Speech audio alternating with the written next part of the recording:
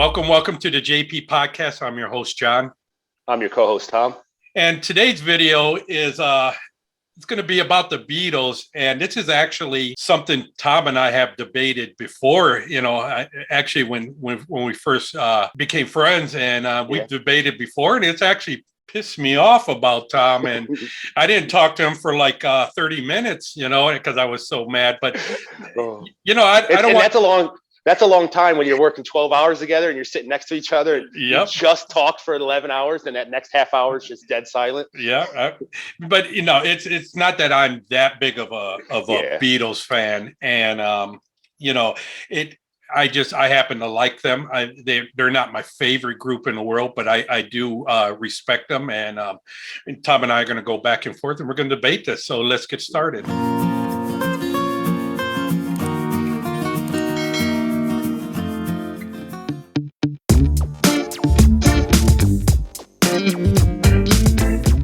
So I want to start off by at least recognizing that I also respect the band. I understand what they did for music. I'm going to put this all up front. So everything I say after this is all with a light heart, but I do respect them. I do understand how they changed the recording process. I'm not a huge musician, so musically I can't expound on my thoughts, but I do feel the Beatles are a little overrated. And I know when I say that, does that make the Beatles fans mad? Example, John, Yeah, it as far as overrating, I think that's going to make a lot of people mad. Not saying what you're saying, but yes, it does make, because the Beatles brought a lot more to the industry than their music. So if somebody were to tell me, I don't like their music, then I can understand that. The excuses I have been told, which I agreed with, or I can understand, was one guy one time said, him growing up at that time, that's all that played on the radio. And he said, I got sick of them. So I understand that. And then my parents both being Puerto Rican, and the only music in our household growing up, was Spanish music. So, my mom saying, I like them, but they weren't really my thing, back then. And my dad's saying that he was just caught up in the Spanish music. Those are things I can understand, but to say that they're overrated, I don't think that they are not rated high enough. They're not overrated. They did bring a lot of things to the table. It's like I've been watching this Ken Burns on Muhammad Ali. Was Muhammad Ali the best fighter ever? No, but because of what he brought to the table, all the other fights that he was fighting outside of boxing and everything that he represented made him the greatest. So, and that's how I feel with the Beatles, how they came into it and changed music completely.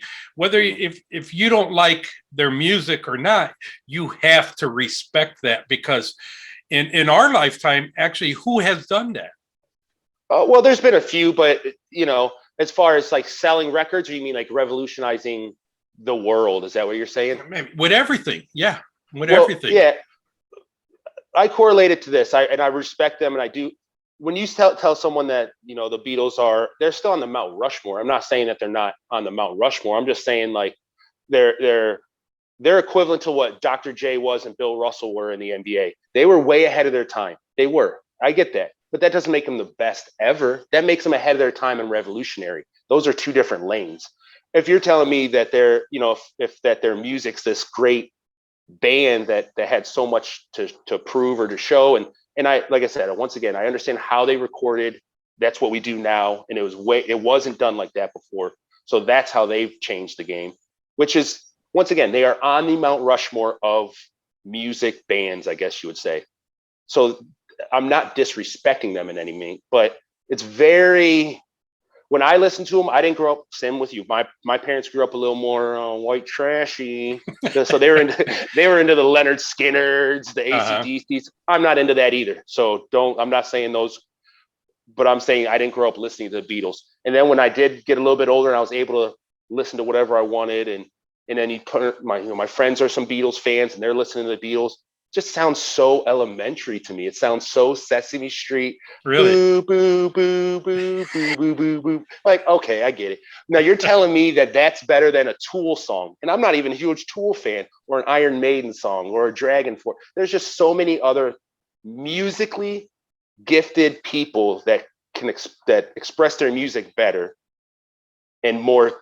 I don't want to say complicated but they're or talented. It's just it's better. It's. I get it was the time, it was the era, but the music isn't that blow me away. I can't believe what I'm hearing. This is so amazing. It's not. It reminds me a lot of a commercial. They had almost every one of their songs are on a commercial now, so they're great commercial music. Great Sesame Street. Great. They're good songs to have in a bar while everybody's hanging out and no one's going to get offended. You know what I mean?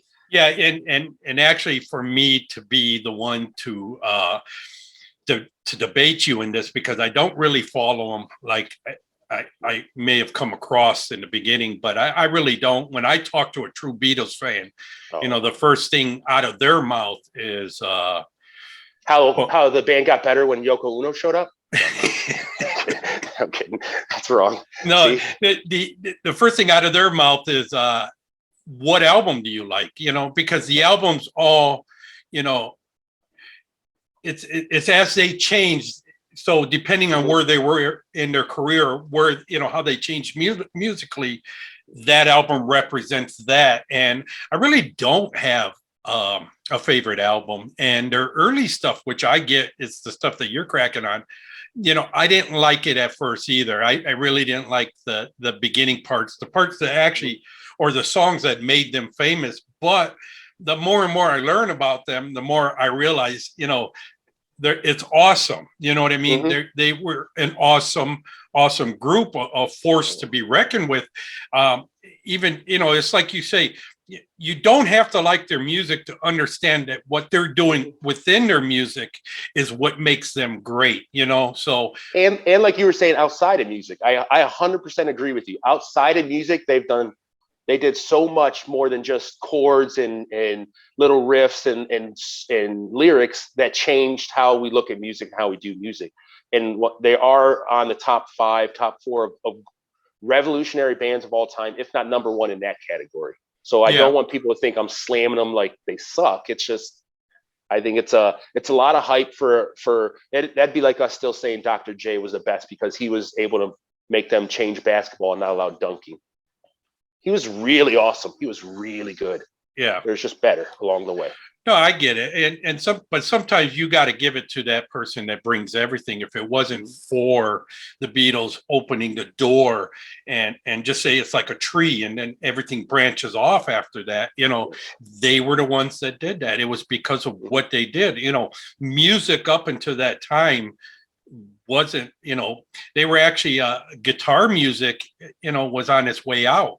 So they come in 3 guitars and a drum and they made beautiful music. You talk about their early stuff, their song Yesterday by actually Paul wrote it, is the #1 covered song by any musician, in history. So to say that their songs are,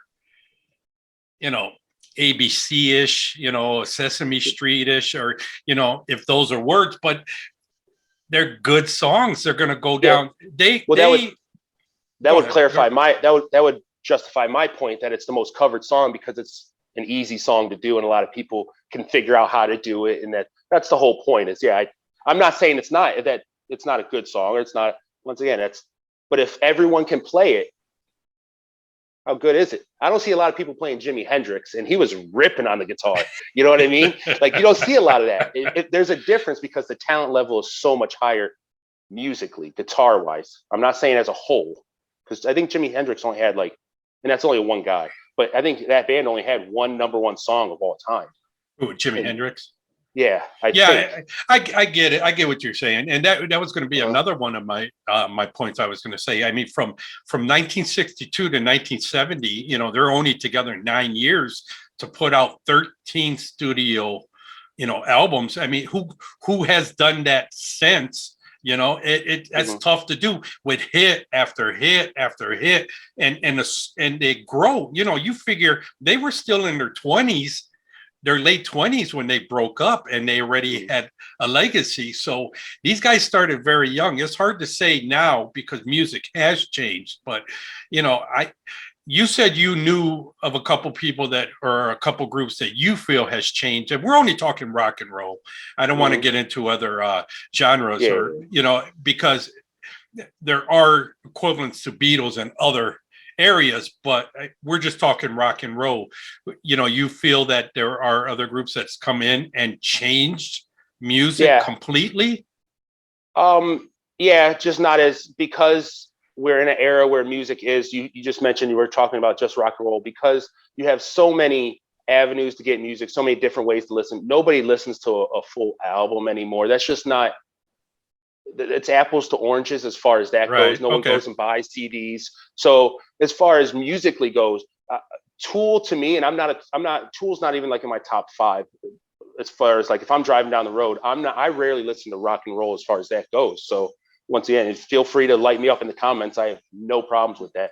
But Mhm. like Tool has this sound where it's almost like, similar to the Grateful Dead, where you just get, it's almost like a trance where you can follow this music and you're inside of it, and it takes you on a ride, like similar with, I said, the Grateful Dead, or even a band like Iron Maiden, where they're just, it's so intense and so heavy, and so much going on. There's so many different things happening that before that was considered like, I wouldn't say like it was just heavy metal. It was considered like this heavy scream, where these two bands kind of changed that and made it to where, and Iron Maiden was back in what, the 70s. Like, it's not even like I'm, and then Tool more recently, a more modern band that I feel changed. Even someone like the Foo Fighters, where you have a guy like David Grohl going through, and they changed the way uh rock and roll scene, because there is no, if you want to talk rock and roll nowadays, you almost have to go to country to get a real rock song. Does that make sense? Yeah, but if you trace it back, all these groups you're naming now, I think it could eventually go back to the Beatles, and a song that maybe they put out at the time, because they did put out some edgy stuff, and some of the early stuff, actually the feedback of, where guys are playing guitar like Jimi Hendrix eventually, and they're using that feedback as far as music, not saying that feedback wasn't a thing, but they were actually the first to put feedback into a song and use it as part of the song, where nowadays it's totally acceptable, Mm-hmm. acceptable. I'm sorry, but I fumbled through that. And getting into music as far as experimenting and everything like that, it goes right back to the Beatles, because they were the first to experiment in a lot of things. There were things I didn't even write down because I didn't understand that, musically part of, as far as, Mm-hmm. Yeah. overdubbing, eight Yeah. tracks, Core. Yeah. stuff like that.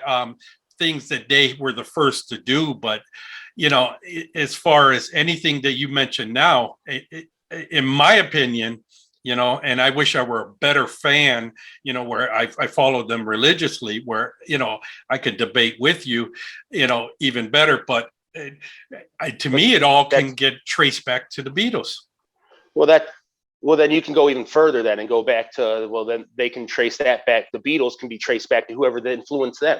Do you see what I'm saying? Yeah. It's a succession. So anything that happens today, whether it's sports, music, or anything else, we're drawing off the experiences of the past anyways. Oh yeah, So absolutely. so like, if anyone does a hook, you're not saying that's Kareem Abdul-Jabbar. He was the greatest guy to ever do a sky hook, but other people do it and draw off of that, of course, obviously, and then they make it better. That's exactly what I'm saying. They Yeah. draw from those influences and then make them better, because our talent's gotten higher, our understanding, our knowledge of the music scale and all that's gotten better, or whatever it may be. These people improve. It's just natural. It is inevitable that someone's going to come along and be better than the best that there was. That's how it works. And it seems like the Beatles fans can't accept that. I say that lightheartedly, guys. Please understand. These are all we're having fun here. We're not being serious about this. But I get it. They have a right. They are on the Mount Rushmore of music, not just rock and roll, of music. They are up there on with all the other revolutionary musicians. They are in that top 4 of revolutionary bands by far. But people have gotten better. It's just natural. Oh People yeah, get yeah. better. I'm not saying they haven't gotten better. No, that's for sure. But to sit there and come up with the things that, like they were the first to play a big stadium. Nobody had done that before them. They were actually, because they were the first, the equipment, the amplifiers and everything wasn't even, we didn't have them set up for that type of concert, that they actually had to start inventing things and coming up with things and making them better because of the sound, because they had started that, and then now playing in a stadium is common, so it's just stuff like that makes me say, okay, hands down, I have to give it to the Beatles, Yeah. I mean, we would have started playing. Somebody would have played at a theater eventually. Like, just because you're the first doesn't make you the greatest. I understand what you're saying, but you don't think at some point somebody would have? Hell, Garth Brooks would have sold out a theater eventually. You know what I mean? And I can't stand that guy. But I'm just saying, like, but how many groups have so many first? You know what I mean? How many? Guys? If anything, how many guys that have changed something dramatically, has a list? There's a list of things that they have changed that is still used to this day. You know what I mean? Like, you use Madge or Dr. J and the Dunk, but was that the only thing he brought to the game? I know it's not. I'm just saying, but with the Beatles, there were just so many things that they were doing that they were way ahead of their time, I agree. So if you're going to think back of the 20th century and put a list of 5 people or 5 things that are the most memorable of that century, you got to put in the Beatles. And they're gonna last because it's already shown that they're they'll last for about another 30 years. The next generation dies out. I'm kidding. Because I know people my age that and younger that really love the Beatles. I truly do know that. Yeah. I know that they last, and I'm just saying, as a person who's musically, I understand what they've done as a revolutionary band for the industry, but music wise, when I put on the Beatles, and if I was listening to 19 different songs of 19 different bands and the Beatles came on, I wouldn't be blown away by their music. It wouldn't make me go, man, who are these guys? It just doesn't do that. It's not that impressive. There's great catchy songs. It's very fun. It was great. Not one song that you could say you like. There's not one song in the early areas. No, that I like. Yes, I enjoy a good, a good song, and I enjoy their earlier stuff. That was I'd make fun of and say it was a little more fundamental. And then I feel like in the later stuff, this is what me and my friends talk about because they're huge Beatle fans. The guys that are in a band and they're all my music friends, extreme Beatles fans. So I understand I'm in the oddball here. And I do appreciate some of their music. And what we talk about is later on, once they go past a certain album, it's almost like we call it the drug phase. You can tell they started experimenting with drugs and they started getting into all, you can just tell, you can hear it in their music. And I do understand that, but to me, the earlier stuff was better. But there isn't anything like that I turn on and it's just like, man, this just amps me up. I get excited. Also, it's not my era. My parents didn't listen to it. I didn't grow up getting amped on the Beatles. We didn't take car rides listening to Beatles.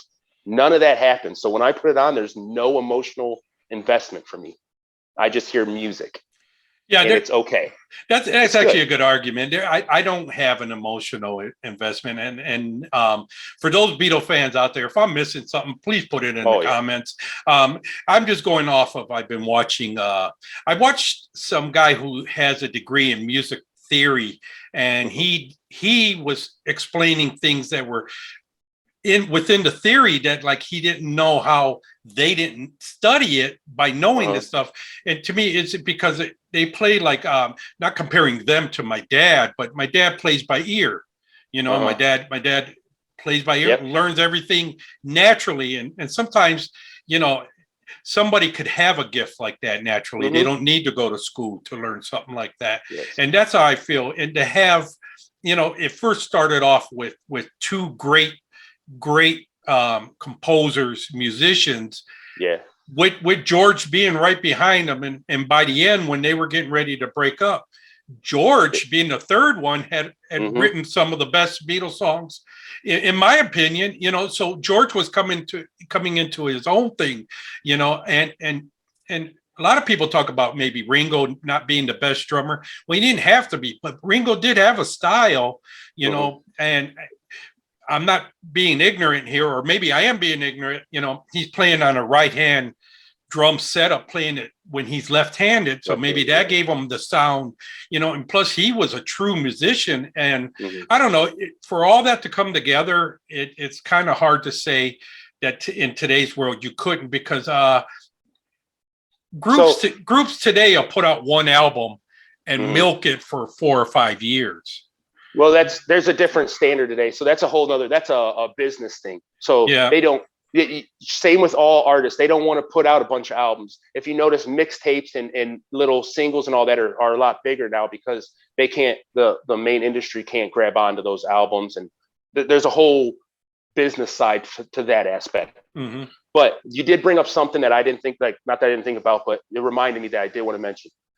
To me, they are the top 4 of revolutionary bands of all time. I will never argue that. That will, to this day, if not, they are in the top 2 revolutionary bands, if not the most one. And then also, that was, to me, was their other greatest strength. I will give them 100% credit on that. Having 3 people that write and then also produce all their music, to have 3 separate guys write songs and come up knowing how a band makes music, they make it different and all that, but that's impressive. So you don't see that anywhere. Like, if normally it's just one guy making all the songs and then another guy who chips in maybe. So to have 2 and then eventually 3 people that create albums for these people and songs for this band is, to me, that's the most impressive thing they've ever done, more than anything else for me. That is number 2. I'm sorry. That's number 2. Number 1's the way they recorded. So I know they broke it down and how they record and they do all that. And that to me is their number 1. That's how they hang their hat. That's what they should hang their hat on, is we revolutionized how you make music sound good and record it. So that I will give them credit for that, and the songwriting. It's impressive that 3 of them write songs through that many years and they work. Because normally, if George would have wrote and then it would all have been bombs. They would all, normally if someone else writes a whole album or a song, it's usually not that good. You could tell the difference. They were seamless at it, and that's definitely credit to them for sure. It's I have no argument.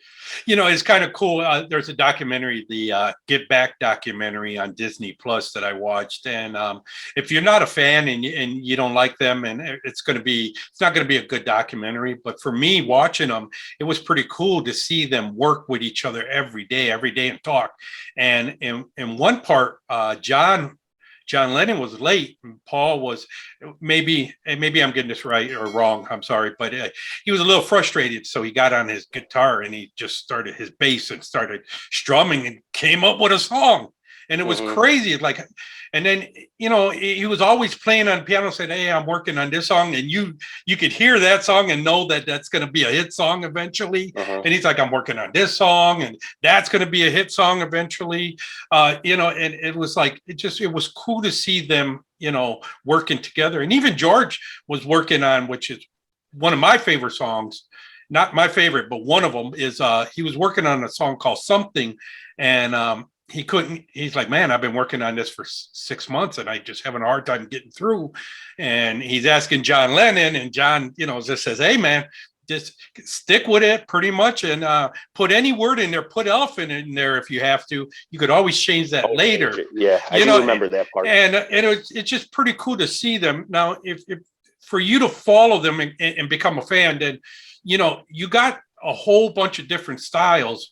When I first started following him, there was a guy in the Army, and he was a big John Lennon fan, and that's all he liked was John Lennon. He felt John Lennon was the powerhouse.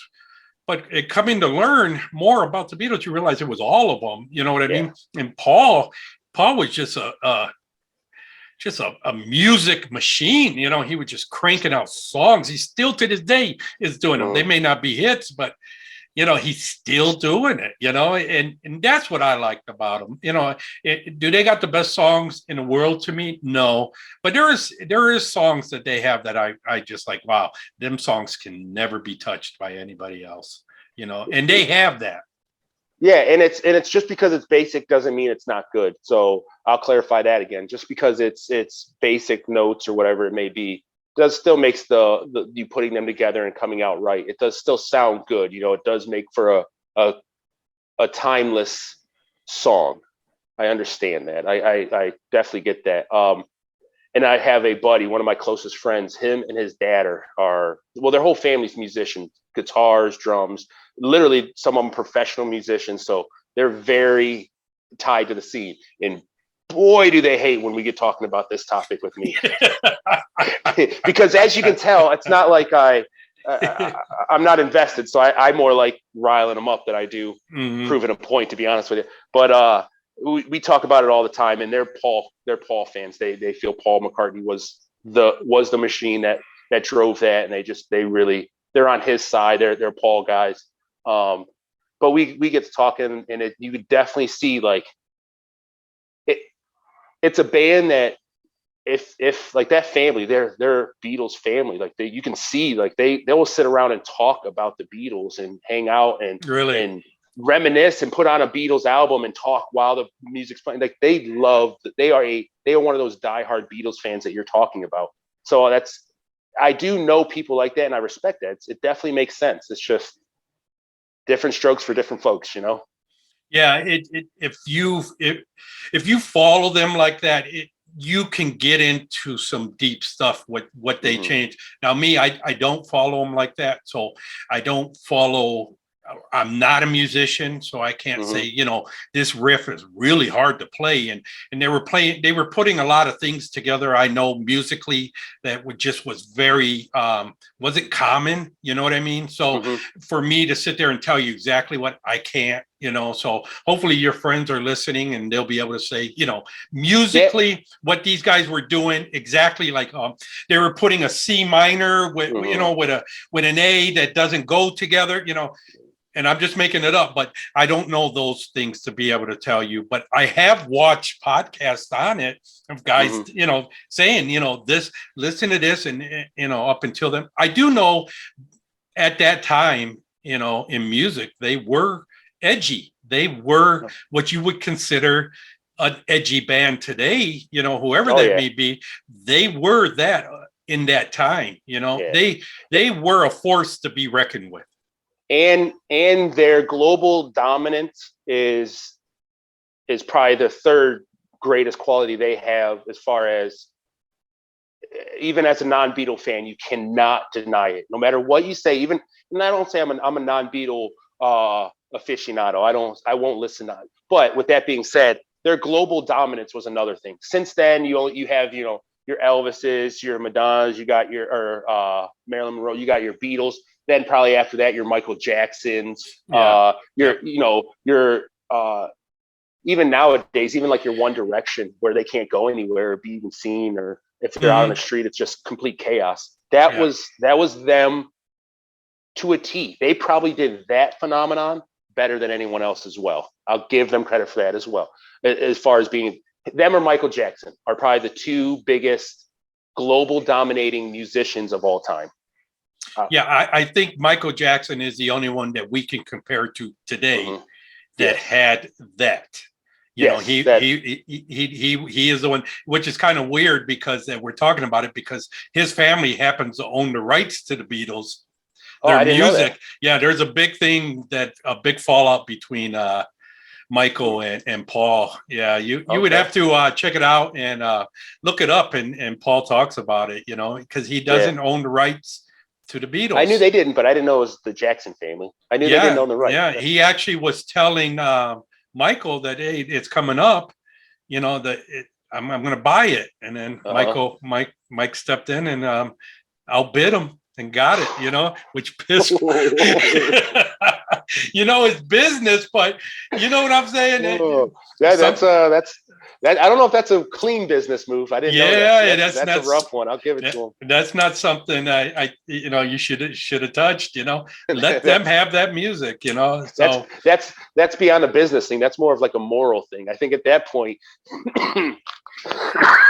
excuse me, sorry, I'm so sorry. But yeah, that interesting. That's my favorite fact of the day so far. I like that. It's that stuff I like. So and I'm just trying to go off of memory of things I've Mhm. watched in the past and everything like that. Another thing I liked about them that you won't see today, maybe you will, and I'm hoping to see it. It's not that I'm saying that the Beatles are going to be the greatest forever, and there's not going to be, but to have, they had the top 5 songs, in the top 100 were their songs. Yeah. So you haven't seen that. Well, so Ed Sheeran has one, but he writes songs too. So he may not be performing them, but he's writing them. So nowadays you have a guy like Ed Sheeran, Behind the scenes, that's dominating the music industry, and nobody even knows it. And right. So we have them. It's just a different era. But you've always had them. You had them back then too. So those guys were writing songs for groups, and they're the guys, the composers that are getting all the money, at the time. So the Beatles weren't set up to be, they were going to be a one hit when they were the first boy band compared to what you were saying, what we have today, so there was going to be maybe an album or two and that was going to be it, but they kept going. So that's what I like about them. No, I don't understand the times. Is the music edgy compared to now? No, it's not. It's never really been. You'll find a song here and there, but there are songs, I think a couple songs of theirs that would be hit songs today had they come out. You know what I mean? Yeah, I don't know about hits, but I definitely think they have timeless songs. They definitely have songs that no matter what, it just fits. There's the and then you put that inside a movie and it's just like it's the exact, it's just, it gives you that feeling. So I understand that part of it. I definitely do. I just, I'm not a huge Beatles fan. And please, people in the comments, write us, tell us what we said wrong, light us up, give us a little forearm shiver if you want. I'm down to take it. So yeah, don't send me any more texts. Please put them in the comments. I love them all, good or bad. I've had a couple people already saying, "Listen, you guys got to work on the sound," and yes, we do, and we're going to start working on the sound. And those are the things that we take to heart. We want feedback, but we would also like to have it here, put in the comments below, going out to all the huge Beatle fans, the guys that are true fans, because I only have 2 things to represent what I like of the Beatles. I'll get back to it in a minute, but please put it down in the comments. If I should have asked Tom something, or maybe I got something wrong. Like I said, this is just going off the top of my head. Made a few notes before we started the show, but of everything I like, Tom, of all the things I'm a fan of, I have 1 or 2 little things of everything. And the one thing, or the 2 things I have, the Beatles, I got a nice little book of the Beatles, and that's put away. And I got a poster. We found it. I was doing a side job on this empty house. They were getting ready to sell it. My wife found it up in the attic. So it's a long poster. It's Abbey Road of them walking across the street, and it's old and it's in good condition. And we asked the owner, you're going to do it? And he said, no, take it, so got that. And those are the 2 things that I have to show that I'm a Beatles fan. What I do want is they sell their miniature instruments. I want that, that would be nice to stick in our cabinet. Yeah. But other than that, I don't have much. And once again, I'm gonna finish out by saying I do respect the band. I do enjoy just giving a little, good teasing to the Beatles fans. I do respect the band. We started off by saying that just because they're not my flavor of music doesn't mean I can't understand what they did as a group. So being on Mount Rushmore, I get this a lot with basketball too. I say LeBron James is the 4th best of all time. I don't see how that's disrespectful. You're still on the top 4 of all time. So the Beatles being top 4 of all time, even when you don't like them, is very, I feel very, it's appropriate for them. It is. I just don't. I don't. I would never like go and turn on a Beatles song and jam and clean the house. That's just not. I get it. I That's get just it. not how I would get down. So, but I do enjoy. I enjoy a good debate. I enjoy learning things. Like I said, learning that Michael Jackson now owns the Beatles songs or has owned them or whatever is I never knew that. I think his family still owns them. It's just that was super interesting, super fun. They might have sold some. I don't know. Yeah. And finding out, like my buddy who's huge, him and his family, they talk about how behind the scenes, the relationships that were building and then breaking and then all that. And it's always interesting to hear all that. So I do enjoy them, and they are one of the greatest of all time. So I say it jokingly, but I do respect them. Yeah, that's good stuff. Like I'll sit there and I'll bring up stuff on YouTube, and one of them is things Beatles were first at, or why the Beatles were great. And I listen to a lot of people, explain why, and I want to hear it from different points of view, meaning like I want to hear not only from a money point of view, but the songs they created, the music, the things they changed as far as recording styles, and what they opened up for this and opened up for that. It's like I said, you don't have to be the best in something to be the greatest. You just got to bring the most to the table. To me, that makes you the greatest, and that's I feel the way to put it. That's the way I feel about them. Like I said, I'll compare it to Muhammad Ali. Everybody's like Tyson or somebody else.